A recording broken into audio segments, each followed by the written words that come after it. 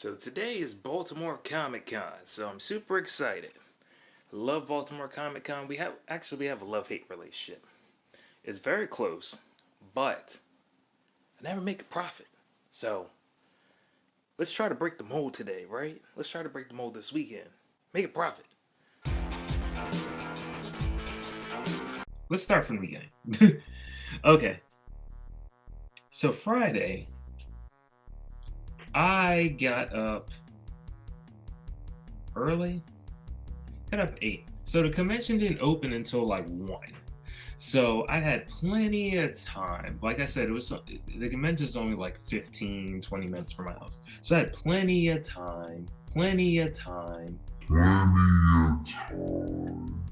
Your boy was almost late. I was in the back corner of the convention, so I had to walk all the way down to the other end.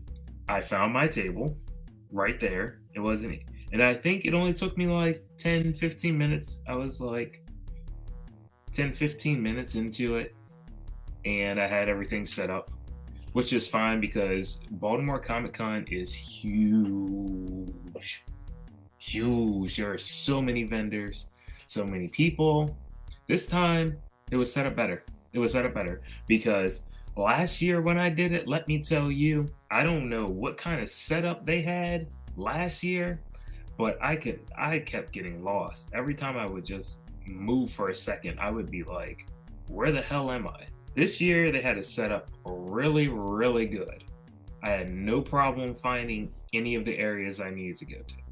So it was an improvement. And also, last year, they were doing COVID checks and you had to have your negative test or your vaccine and blah, blah, blah, blah, blah, blah.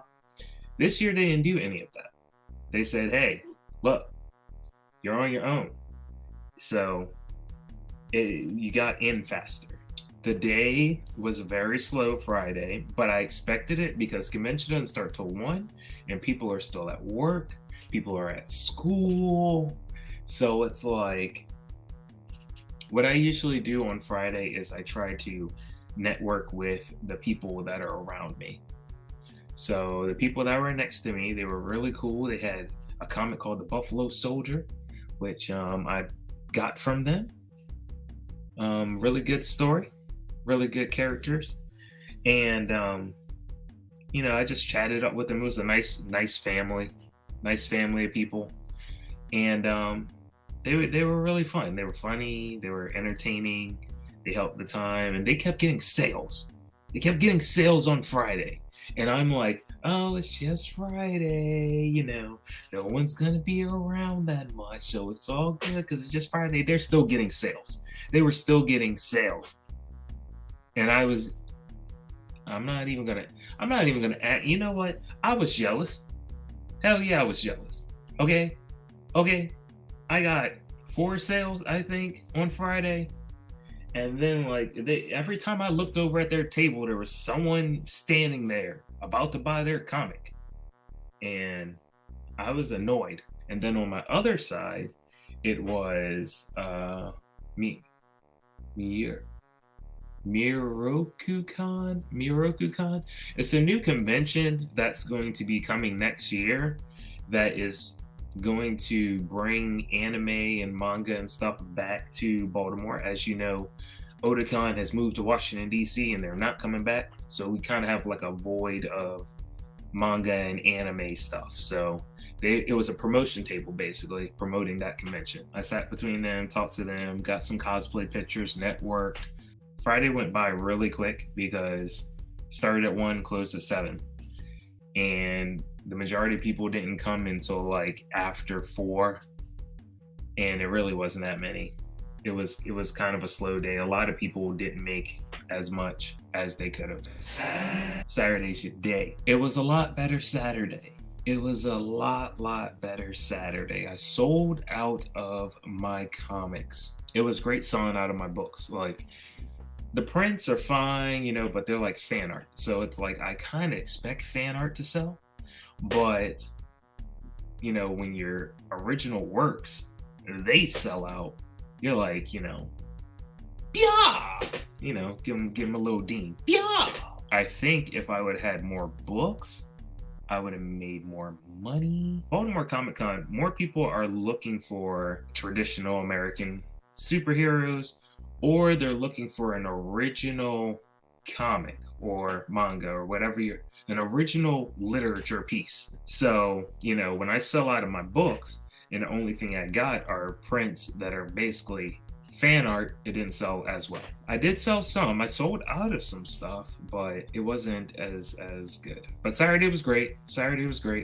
Lots. I made a good amount of money. My main bulk of money I made on Saturday. Sunday, geared up to go, ready to go, had everything planned out, had everything there. So it was literally only going to take me 5 minutes to put everything back on the table. It was very slow. I think I only made like 3 sales. 3 sales from 10 a.m. to 5 p.m. And it really hurt me because a lot of people wanted my book, and I have to keep telling them, oh, I don't have the book. You're just going to have to go online and order it. Such is life. Sunday it kind of just went by, and it wasn't really anything special, to be quite honest. I just took a whole bunch of cosplay pictures. So, after 5 times at Baltimore Comic Con, did I make a profit? Finally. No, I didn't make this profit. I didn't make this. I didn't even make the table. And I'm not gonna lie, I was kind of depressed. But then I remember a lot of the conventions that I went to, their tables were a lot cheaper. Like Baltimore Comic Con's tables are $300. The other tables I paid for, I haven't paid this whole year. I haven't paid more than like 150, I think. Maybe there was a 200 one in there or something like that. So it wasn't a bad thing. It only was bad because the table cost so much. If the table didn't cost so much, then the profits would have been fine. But I had a decent time. Like I said, the staff is great. There's a lot of cool costumes. It's close. There we go. That's another thing. It's close. So it's kind of medium risk for me convention. Medium risk because, you have to make so much money to just break even. But at the same time, since it's so close to me, I don't have to put out as much money as, say, like people that got to get a hotel, people that got to get a whole bunch of gas, etc., etc. So that was Baltimore Comic Con's recap.